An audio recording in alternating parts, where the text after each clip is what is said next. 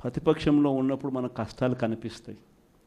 కానీ ఆ ప్రతిపక్షంలో ఉన్నప్పుడు ఆ కష్టాలలో వచ్చినప్పుడు మనం ఆ కష్టాలను ఎలా ఎదుర్కొంటాం అన్నది మనల్ని లీడర్లు చేస్తాయి. కష్టం వచ్చినప్పుడు మన క్యారెక్టర్ను మనం అమ్మేసుకుంటే, మన వ్యక్తిత్వాన్ని మనం అమ్మేసుకుంటే, ఒక్కసారి బాటిల్లో ఉన్న నీళ్ళు బాటిల్లో ఉంటే బాటిల్లో నీళ్ళు తాగుతాం. బాటిల్లో ఉన్న నీళ్ళు ఒక్కసారి ఇలా పడేసినామనంటే భూమిలోకి పడిపోతాయి, మళ్ళీ ఏరుకోలేం. క్యారెక్టర్ కూడా అలాంటిదే.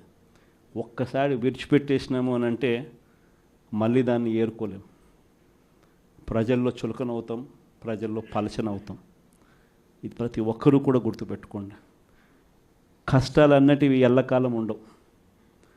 ఎవరికి ఏ కష్టం వచ్చినా కూడా నా కథ గుర్తు తెచ్చుకోండి. 16 నెలలు నన్ను జైల్లో పెట్టినారు. నా మీద కేసులు వేసింది కూడా మళ్ళీ ఎవరో కాదు, అటు కాంగ్రెస్ ఇటు తెలుగుదేశమే.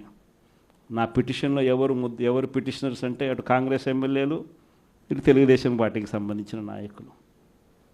కేవలం రాజకీయంగా ఎదుగుతున్నాను అని ఒకే ఒక కారణంతో దొంగ కేసులు బనాయించారు. 16 నెలలు జైల్లో పెట్టినారు. కానీ ఏమైంది? బయటికి రాలా?